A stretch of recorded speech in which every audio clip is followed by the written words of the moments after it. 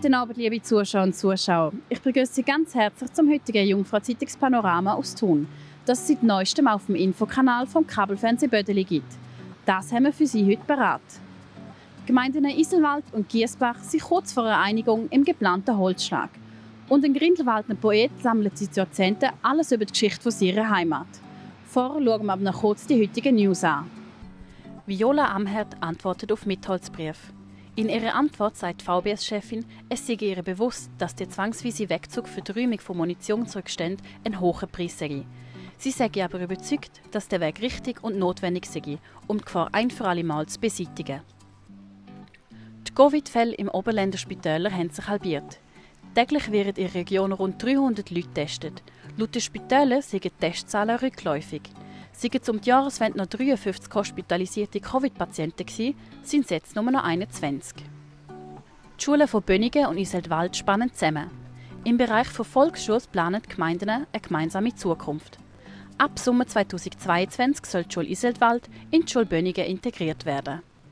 Die Gemeinde Iseltwald will rund 2000 Kubikmeter Holz im eigenen Wald schlagen. Das gefällt aber den Nachbarn vom Giesbach nicht. Die Fondation Franz Weber hat gegen den geplanten Holzschlag Beschwerde eingereicht. Laut dem Iseltwalder Gemeindepräsident Peter Rubi stehe ihm aber kurz davor, sich zu einigen.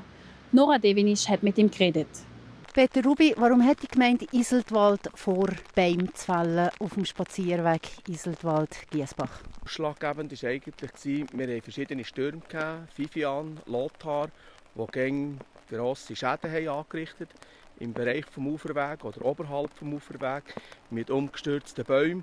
Und man hat mit diesen Holzschlägen, die man in den letzten Jahren gemacht hat, probiert, das zu umgehen. Also eigentlich aus ökologischer Sicht machen ihr das. Wie wichtig ist ein Holzschlag oder wie wichtig ist genau gerade der Wald für die Gemeinde Iselwald aus ökonomischer Sicht? Sicher eine gute Frage. Zu sagen ist sicher, es gibt Arbeit in der Region, es gibt für einen Unternehmer gibt es einen guten Auftrag. Wir haben den Unternehmer aus der Region berücksichtigen. Es gibt Holzschnitzel, die in die Schnitzelanlage geht. Es gibt Brennholz für Brennhölzler. Es gibt Sagholz für die Sagereien. Es ist etwas aus der Region, für die Region, wo man in meinen Augen viel mehr probieren zu machen. Gegenwind hat sich auch gemeldet von der Fondation Franz Weber, von der Giesbach Retter. Ist man in Verhandlungen? Ja, da hat man sehr, sehr gute Gespräche geführt, auch konstruktive Gespräche. Die Verhandlungen sind auf der Ziellinie. Es entwickelt sich eine sehr gute Lösung an, aber der Moment sicher noch nicht definitiv spruchreif. Wann darf man mit einer Lösung rechnen? Weil Holzschläge finden ja eigentlich im Winter statt. Ich gehe davon aus, dass das bis Ende Woche geregelt ist. Vom Wald gehen wir jetzt ein bisschen weiter den Berg rauf. Der Grindelwaldner Kurt Wüttrich ist Sammler, Historiker und Poet.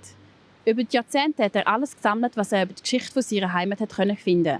Dazu gehören natürlich auch seine eigenen Wege, die für ihn ein Weg sind, um seine Erlebnisse für die Nachwelt zu erhalten.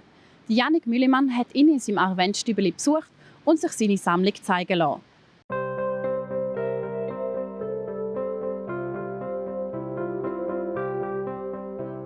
Wie seid ihr denn dazu gekommen, eigene Gedichte zu schreiben?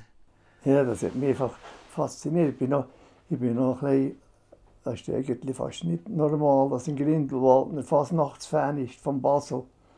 Aber dann habe ich in Basel gearbeitet und dann bin ich dort ein bisschen mit der Fasnacht, den Schnitzelbank in Kontakt gekommen. Das hat mir gefallen, das habe ich nachher auch gemacht. Und wir dann das Cabaret hatten, habe ich die Verseln geprinzelt da. Und so ist man da in das, vielleicht bin ich erblich belastet, meine Tante hat da gut dichten. Und dann hat man das da einfach, so ist das nachher entstanden. Hat man das vielmal in Gedichtform geschnurrt. Und der Junge ist jetzt genau der gleiche und das Grosskind ist gerade wieder gleich. Ja, noch lustig. Es geht so ein bisschen in der Familie. Ja. Es sind ja viele Themen aus eurem Umfeld, aber auch ja, im Grindelwald. Und wie lesen ihr die Themen aus, die ihr darüber schreibt? Ja, ich tue viel, eben so wie die meisten, dass die Leute beobachten.